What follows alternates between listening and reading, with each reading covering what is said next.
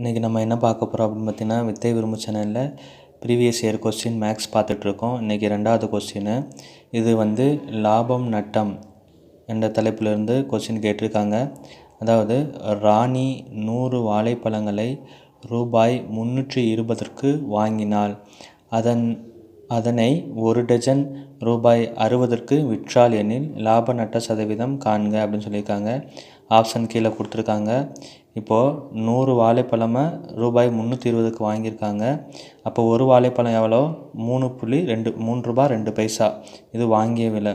விற்றதை எவ்வளோ விற்றுருக்காங்க? ஒரு டஜன் 60 ரூபாய்க்கு விற்றுருக்காங்க.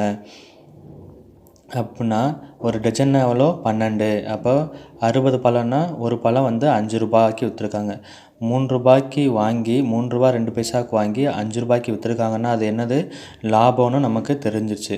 அப்போ 100 பழத்தை எவ்வளோக்கு விற்றுருப்பாங்க? 500 ரூபாய்க்கு விற்றுருப்பாங்க. இப்போது லாப நட்ட சதவீதம் பார்க்க போகிறோம்.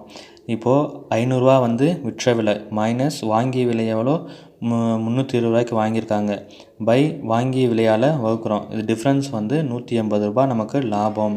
லாபம் பை வாங்கிய விலை இன்ட்டு 100 டிவைட் பண்ணால் 56 1/4 லாபம். இதுக்கு ஆன்சர் ஆப்ஷன் டி தான் கரெக்டு. ஆப்ஷன் டி இதுதான் கரெக்டு. ஆப்ஷன் டி தான் இது கரெக்டு. ஓகேங்களா?